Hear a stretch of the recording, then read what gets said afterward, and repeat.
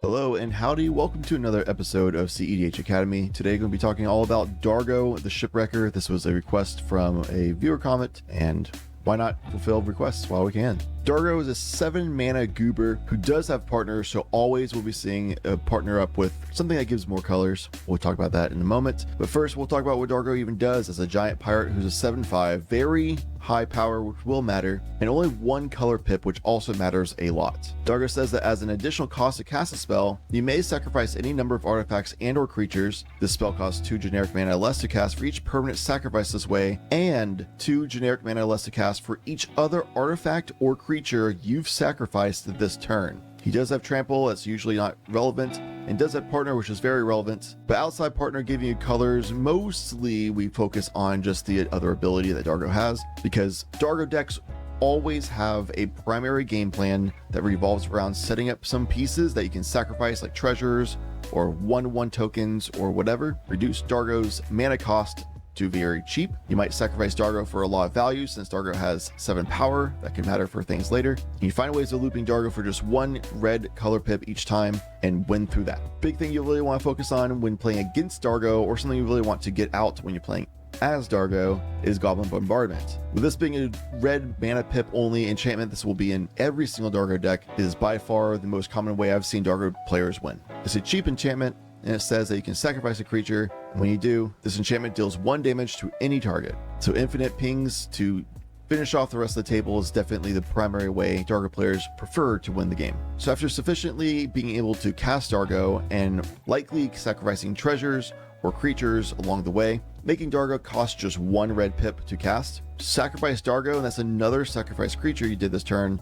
So Dargo avoids the commander tax basically by doing this, and it's just 1 red pip every single time. And to make that 1 red pip, we use something like Relic of Legends. It itself is a mana rock, 3 generic mana, but the biggest thing is you can tap an untapped legendary creature you control to add 1 mana of any color. So every time that Dargo comes in, you tap Dargo for a red, sacrifice to the Goblin Bombardment, you have a 1 red floating that will then pay for Dargo to cast. And then once it's entered the battlefield, tap him with Relic of Legends, add 1 red mana to float, sacrifice a Goblin Bombardment, rinse and repeat. The alternative to Relic of Legends is Bergi, God of Storytelling. Also a red card, you'll see this in every single Dargo deck, and every time you cast Dargo, you add that 1 red pip from Bergi. So then when you sacrifice him to Goblin Bombardment, you'll then use that floating red mana to then recast Dargo, which then refloats another red mana, and rinse and repeat. In case Goblin Bombardment is not yet accessed, or it got exiled or stolen or something, the alternative when line basically every Dargo deck runs is Altar of Dementia. Altar of Dementia is another sacrifice outlet, and it says that target player mills cards equal to the sacrifice creature's power. If you're in white, you have access to Sabine's Reclamation, so that plus Underworld Breach allows you to mill yourself until you get Underworld Breach eventually. And then from there you can recast Goblin Bombardment or do whatever else you need to do. Also, of course, you can just mill out all your 3 opponents, try passing the turn, hope they don't win on upkeep. Not ideal, but it definitely can win games. But since it doesn't win right in that moment, and you have to just wait and hope that they don't win on their upkeeps, this is considered more of a backup win condition. That is nice, that's good value for your own self-mill options, but also can be a good alternative win condition. Alright, to illustrate a standard way that Dargo wins, I'm going to be using Dargo Timna. So that's why Dargo Timna is here. Most popular and most successful version of Dargo lists right now. Say you have 5 treasures from Smothering Tithe or some other shenanigans that you have in your Dargo list. You crack 3 of them to cast Bergi, costing 3 mana. And now the remaining 2 treasures you have, you use the last 2 of them to cast Goblin Bombardment. That triggers Bergi to add 1 mana. That 1 floating mana you can use to cast Dargo. And you might be thinking, okay, yeah, 7 mana, what's the math here? You sacrifice 5 treasures, which are artifacts. So Dargo right now costs 10 generic mana less to cast, because it's 5 treasures sacrificed. Each one sacrifice gives 2 generic mana cost reduction. So you only need to sacrifice 3 treasures to be able to cast Dargo, with 2 more mana floating after that. But this is an example of how we can use those 5 treasures to cast Bergi for 3, Goblin Bombardment for 2. That's a floating red mana, and with the cost reduction of Dargo, we only need the 1 floating red mana to be able to cast Dargo.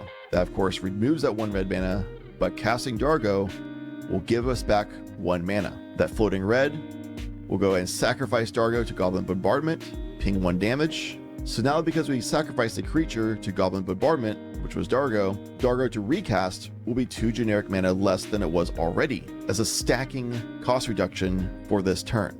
So it's 10 less from the treasures, and now because we sacrificed the creature, which was Dargo, he will not cost 12 less generic mana. So every time we do this loop, he will cost 2 less each time. Commander text goes up by 2 each time, which net neutrals. Therefore, he will always cost just 1 red mana every single cast the rest of this turn. So we'll use that floating red mana from Birgi to cast Dargo, which triggers Birgi to give us 1 more red mana. Sacrifice Dargo to Goblin Bombardment, use that floating red mana to recast Dargo, and you see the cycle here. If instead of Birgi we have Relic of Legends, we would then tap Dargo to add 1 red mana to Relic of Legends floating mana, sacrifice Dargo to Bombardment, use that 1 floating red mana to recast Dargo, tap Dargo for Relic of Legends to add 1 red mana, sacrifice Dargo to Goblin Bombardment, and the loop is there. Instead of Goblin Bombardment, we have Altered Dementia, use that red mana, cast Dargo, tap for red mana, sacrifice Dargo to 7 milled cards because Altered Dementia cares about power, and Dargo's a big 7 power boy, so we mill out 7 cards. We do this again using that red mana to then tap him, red mana, sacrifice to mill 7 more cards. You keep doing this loop until eventually you will find Underworld Breach in your graveyard and Savine's Reclamation to then use that to then recast the Underworld Breach. Of course, you'll need the other mana to be able to cast Savine's Reclamation, so you need something else that makes mana. But at the very least, if you can't make that mana up and you're stuck on just 1 mana floating to loop Dargo, then you just mill out your opponents past turn and hope they don't win on upkeep. Okay, so now we've covered all of the red specific win lines that are for Dargo, which you can run in every single Dargo deck. Even Rograk Dargo, which is mono red, not played commonly, but finds some success. In this deck, you just run all of the red stuff. Troger for more mana, Dualcaster Mage combos, Sigurd Goblin for rituals. You run things like Impulse Pilferer and Ragavan to make more treasures. You can do Goblin Welder and Goblin Engineer to try to get out those artifacts that we talked about. You can also run Infernal Plunge to sacrifice your Rograk or get your Deflecting Squad online, or sacrifice him to Flare Duplication. Curse of Opulence even to make more treasures. They're gold, but basically the same thing. Most Dargo players will want to run additional colors because, as most cEDH players know, more colors, more beta. That brings us back to the Dargo Timna, which is the most common and most overall successful Dargo deck. This deck, alongside those red cards that we talked about, things like Imperial Cruda that can find Magda and Professional Facebreaker to make more treasures, etc. You also have white and black, which black gives you the best tutors of the game, as well as mana rituals, and white gives you a lot of stability as well as protection for your game plan. Some key pieces from white would be Academy Rector, help you find that Goblin Bombardment or Underworld Breach or Smothering Tithe or whatever. You have a lot of sacrifice outlets in this deck. Queen of Dale is a new card that you filter out your hand. Make sure you get access to all the best cards you need. And you can put a lot of stuff into your graveyard freely because you can run either reanimating options if you want to do a Horde and Broodlord line, or your Underworld Breach option. Esper to draw cards, things like the Tartaru, a white mana dart for Mardu, which is kind of crazy. Obviously the silencing creatures. Savine's Reclamation go with Underworld Breach. Things like Static Prison and Soul Partition to help deal with board control. More tutor options, silencers, more board control from Touch of Spirit Realm, of course, and of course, Smothering Tithe. It also gives you access to Jolly Blue Man for a Boros combo, which allows you to get a lot more value by making copies of creatures, and some lists run ways of looping Jolly Blue Man in ways that you can win the game, and other lists will just use Jolly Blue Man as a way of just doing value copying. That's a whole other side tangent we'll save for another time. From Blackie, of course, Orcish Bowmasters, a classic. Lotho to get into that Orzhov combo. A few creatures that give you general value. They're easy turn 1 setup plays, things like that. You have Ruthless Technomancer to sacrifice Dargo on ETB. Lets you create 7 treasure tokens, which you can then just use this as basically a 4 mana to make 7 mana plus 3 ritual. And all those treasures that you use for whatever purposes you need them for also reduce the cost of Dargo. Some lists run Yawgmoth, which gives you some card advantage as well as some board control. The Rakdos combo gives you access to Deadpool, which is also just good general value. You have all these tutors I talked about. Beseeching Mirror even works as well because it's another sacrifice. Lively Dirge is a way of tutoring for creatures and getting them out, things like Birgi, or silencing creature like Grand Abolisher. Honestly, all of these creatures give you access to the pieces you need. Bergie being one herself. Academy Rector can get you Goblin Bombardment. Goblin Engineer can get you either artifact you need, Relic of Legends, or Alter Dementia. So Lively Dirge and a deck that can make a lot of quick explosive mana can pay for these costs and be very valuable. You also have these rituals, Dark Ritual and Calling the Weak, of course. The tutors that we talked about, Tainted Pact unit works pretty well. Sacrifice and Burnt Offering. With Dargo being a 7 mana creature, these are 1 mana make 7 mana rituals that also sacrifice Dargo to then make Dargo even cheaper, or sacrifice some other creature that might not be as much mana value. It could be like a 4 mana value creature, and now Dargo's castable because Dargo's reduced by 2, plus the 4 you just made, and then you just make some kind of like red mana or something like that somewhere else. Sacrifice and Burnt Offering on Dargo himself notably makes you 7 mana, which you can then funnel into Peer in the Abyss. So Peer in the Abyss being a 7 mana sorcery that basically wins the game if it resolves, is now castable from an initial 1 mana to start the turn. Or if you had 1 mana left over after casting Dargo, which he himself could just cost you 1 mana after sacrificing other things. Bolus the Citadel, also a thing, of course. Necropotence, obviously. Ad Nauseam, obviously very strong. But the other thing I want to talk about is Altar the Wretched. Altar Wretched, the backside we won't really care about that much. If you're flipping Altar Wretched, I feel like you're kind of just doing things wrong. So the front side is what we focus on. And when it enters, you can sacrifice a non-token creature, such as Dargo, draw X cards and mill X cards, where X is the creature's power, which is 7 for Dargo. So you draw 7 cards for 3 mana and mill 7 cards. And of course, you can run Hoarding Broodlord. You put Solemn Half and Pinnacle Monk in your deck. It can be a really beefy package because you already run Burnt Offering and Sacrifice, which are the other staples for Hoarding Broodlord lines. You can also run Reanimate or Animate Dead or Necromancy, things like that. Some Dargo Timna players do, some don't. You can also run the Dualcaster Mage line. You can run Knuckles for more value, Jessica's Will as well. Sticker Goblin, Wheel of Fortune, I personally feel like it's fallen off a lot. Not very good these days, but some people still run it. Mayhem Devil's a good way of doing board control. Some Dargo Timna players run Myrel, which costs 4 mana to be a silencer creature, which is not good compared to the other options such as Grand Abolisher, Voice of Victory. But she does make more soldiers, and in a deck that does care about having creatures to sacrifice for value, that's not nothing. It's actually pretty decent. So don't be surprised if you see this one pop up here and there. There's also Delny for general value, Curse Mirror, things like that. All these other cards in the sideboard here, don't be surprised if you see them in a Dargo Timna list. Notably, Gleaming Splendor, a new white enchantment, isn't really in Dargo Timna lists. None that I even look through run that at all, even though it's an infinite mana outlet. Dargo lists don't really run infinite mana generators. They primarily run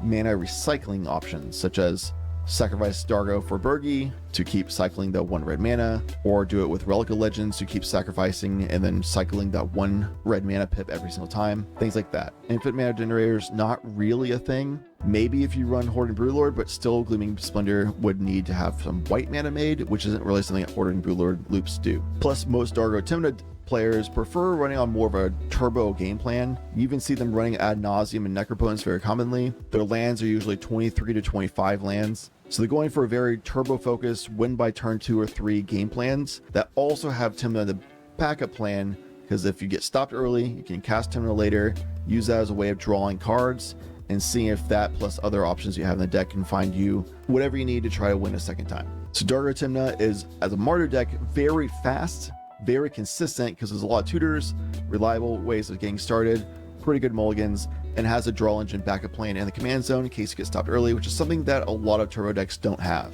But if you're somebody who's more preferable to a mid-range plan, you can go and do something like Dargo Thrasios. Dargo Thrasios is a teamer combo that can use infinite mana lines, but generally Thrasios is just there for the colors, because we're still doing just Dargo focused game plans. Dargo decks are very Dargo focused game plans in general. But when you sacrifice not having your white and black for options, and say you have green mana as a little more sturdy setup options for mana, things like these Mana Dorks, as well as Enduring Vitality, Cabbage Merchants, Selvala. Selvala notably will trigger a lot whenever Dargo gets into the battlefield with his high power. Also with green, you have Sacrifice, Tutors from Eldritch Revolution and Neoform, as well as other green tutors that are really solid. Life's Legacy also can sacrifice Dargo or whatever else to draw a bunch of cards. And then more notably, you have the blue color identity, which is incredibly powerful in cEDH in case you didn't know.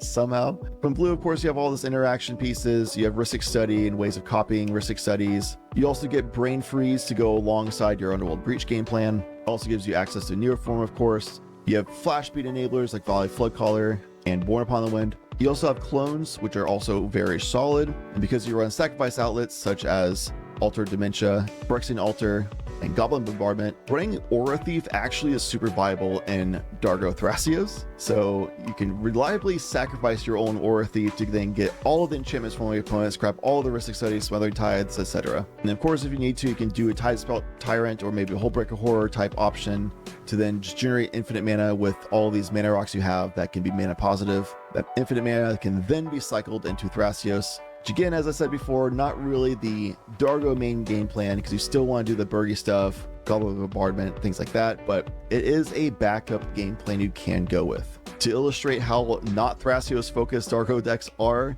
they don't even run Gaia's Cradle all the time. Thrasios is super synonymous with Gaia's Cradle, but Dargo Thrasios, it's all about Dargo. Thrasios is just there as some kind of backup game plan and really just here for the colors. Dargo Thrasios not as popular as Dargo Timna because Dargo Timna is faster and is self-reliant, completely focused on its own ways of winning the game, whereas Dargo Thrasios is a little more of a take on abusing the Rhystic Study situation in the meta, having a little bit better control with stopping faster decks from winning, especially if they go for like a turn 1, turn 2 win. And Mardu Dargo, it's kind of hard to do that. In Temur Dargo, you can burn one of these counter spells that you had in your hand. You also run Stormcloud Artist, something you don't really see that often in Dargo Timna deck lists. Because Dargo Timna deck lists, you don't really cast a whole lot of instant sorcery spells. You see 9 sorceries and 14 instants in this list in particular. Not very common you're going to be seeing that happen. However, in Dargo Thrasios, with being more mid-range focused Dargo deck, getting like a Rhystic Study set up very early, or like a fish or something like that, you'll cast these extra instants of sorceries that you have more of in your deck list, as well as it being these counter spells.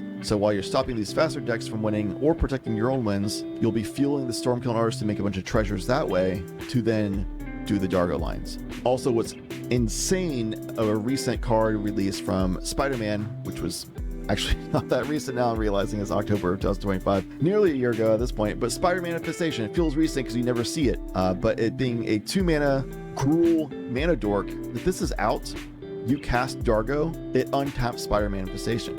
So this is like a third mana making line to go alongside Burgy and Relic of Legends. So if you sacrifice some treasures or whatever, did whatever you needed to do, cast Dargo, it untaps Spider-Man Infestation, so even if you had no other mana left over, it untaps this mana dork. You can then tap it for red mana, sacrifice Dargo to Alter Dementia or Goblin Bombardment, which would then use that floating red mana to cast Dargo, which then untaps Spider-Man Infestation because it untaps when you cast a spell with mana value 4 or greater. You also can run Shifting Woodland since you have access to green to then be able to make this a copy of your Goblin Bombardment or whatever other piece that are all permanents that you care about in Dargo lists. So even if it got removed or countered or whatever, you can still get access to it. We'll see Dargo paired with a lot of other color combination partners, such as Silas Wren being another fairly popular one, especially back in the day. Not so much these days. Dargo Timna and Dargo Thrasios are a lot more common. I even see Rograk Dargo as much as I see Silas Dargo these days. But nevertheless, when we see Dargo paired with these other colors, we'll see a lot of common consistent cards that we see in the Dargo Timna or Dargo Thrasios lists. Dargo Silas, for example, being one of the more popular ones, has access to Grixis, so therefore we will see things like Thassa's Oracle paired with Demonic Consultation and Tainted Pact. We'll also see Brain Freeze with Underworld Breach, Rhystic Study stuff, Necropotence, Ad Nauseam. We still see Altar of the Wretched, the main win line pieces that we see from Dargo lists. Ruthless Necromancer not in this list particularly, but you do see that still pop up.